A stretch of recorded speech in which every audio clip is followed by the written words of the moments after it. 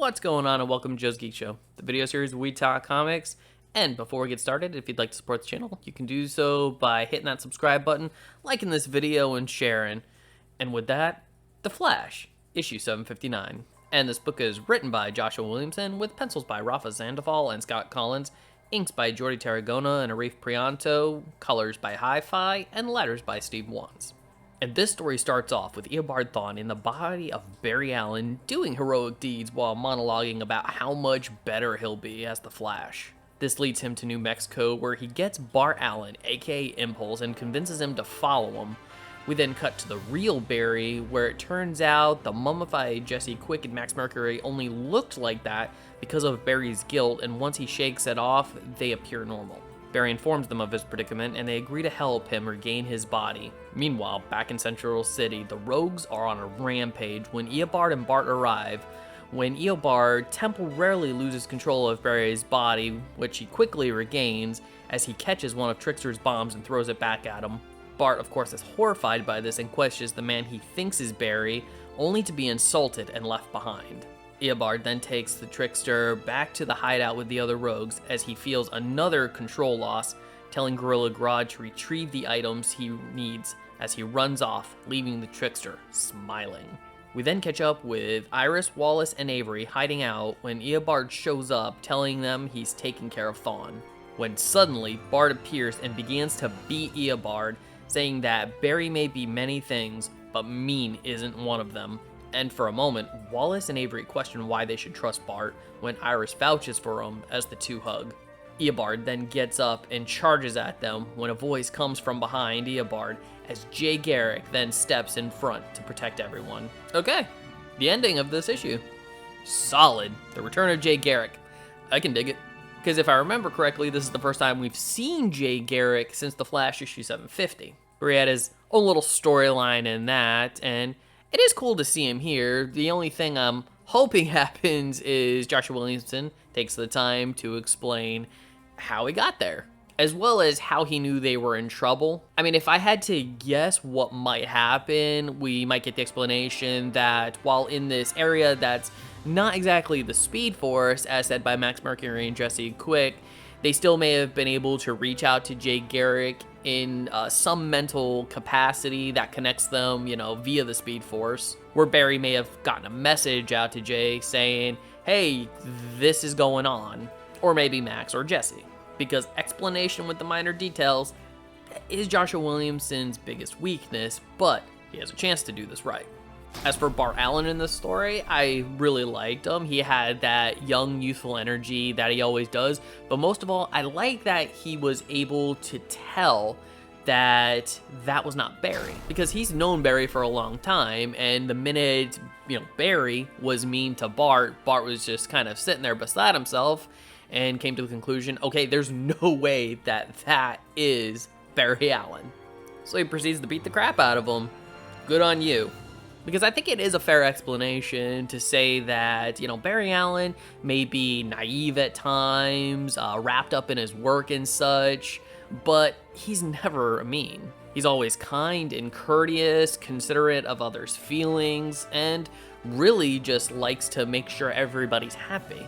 So I do like that that was the explanation used as to how Bart essentially came to the conclusion that this was not Barry. And as I also kind of figured from my last review, the minute Eobard dips out and zooms off in Barry's body, that he was going to try to essentially be the hero that he thinks the Flash should be, as we saw from the beginning of this one. Because he's going around helping people and monologuing that I'm the Flash now, and I'm going to be who the Flash should be.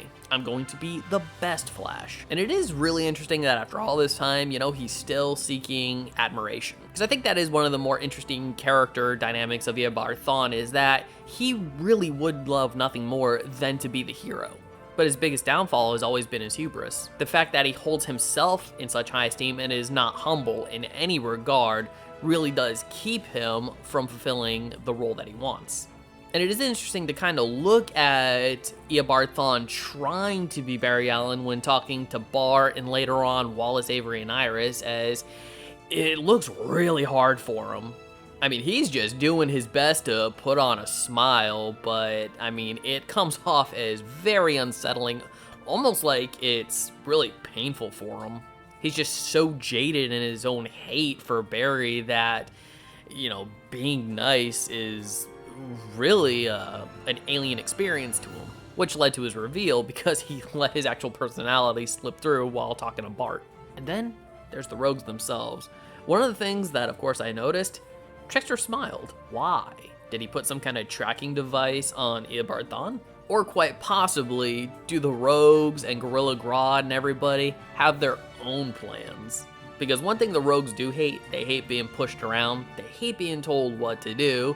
So I think there's reason to assume that they do indeed have their own objectives. I have a feeling that Eobard's gonna get exactly what he wants, just maybe not in the way that he wanted it.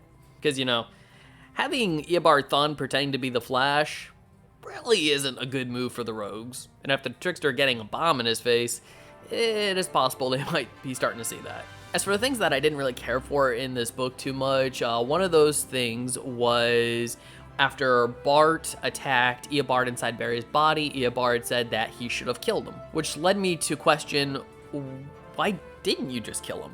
Eobard Thawne has been shown to be a brutal killer. I mean, he's killed Iris in the past, he killed Godspeed just a few issues back. He's someone that's really driven by his impulses, and if he really wanted to kill Bart in that moment, why didn't he?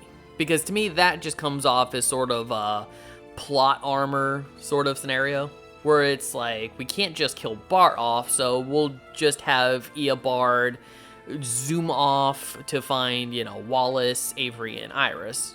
Because I think what would have been a more interesting scene would be Eobard contemplating killing Bart, maybe even moving to wrap his hands or his arms around Bart's neck in order to snap him, or to reach his hand through and, vibrate, which would have stopped his heart. But then, Eobard would have stopped, would have looked at all the people in the surrounding area, and then just kind of like, oh, I gotta keep up an appearance. And in that moment, decided to let Bart live. I also didn't really care for the Max Mercury Jesse Quick mummy fake out, because now as it reads, it was just essentially there to make you go, oh my gosh, at the end of the last issue, which then when you went into this one, I mean, within a page, it's like, oh, they're back to normal. Barry was just feeling guilty, particularly about Flashpoint, which that too made me ask a lot of questions, because I can't really recall any particular storyline within Joshua Williamson's run where Barry was just racked with guilt over Flashpoint. Maybe a few mentions here and there, but no real big plot threads surrounding it. Even though some of them were just staring you right in the face, having two Wallies. And then this is more of just a personal disappointment, but I really thought the Tornado Twins were gonna play a bigger part in this story. And yeah, they just been kind of chilling in the background. The previous issue was the only one where they really did anything. Granted, this was part one of the Finish Line story, so they still could play, a more intricate role in the next few stories, but right now, I'm just not feeling like it's gonna quite hit that high for me. So all in all, I would say it's good, but it's not great. Joshua Williamson seems to have the overall idea of what he wants to do finished and complete. It's just, once again, I would say the small minor details are what he needs to work on. Because also, as we hit this Finish Line story, we are about to wrap up Joshua Williamson's run as a whole, and there is still a lot of open plot threads that he needs to tie up, which I'm pretty sure he's not gonna get to do. I just hope he can stick the landing on this final leap. And with that, I'm going to score The Flash issue 759 a 7 out of 10. So The Flash 759, have you read this book? What did you think about it? I would love to hear your thoughts. Please leave your comments in the comment section below. And if you like this video, I'd love it if you'd smash that like button, share it with some friends. Subscribe if you're not subscribed already, and ring that notification bell for more comic book content. And if you're wondering what to watch next, consider one of these two videos. And don't forget to check out the other videos in this Flash Volume 5 playlist that you can check out right up here. Alright, take care, have a great day, and as always, stay geeky.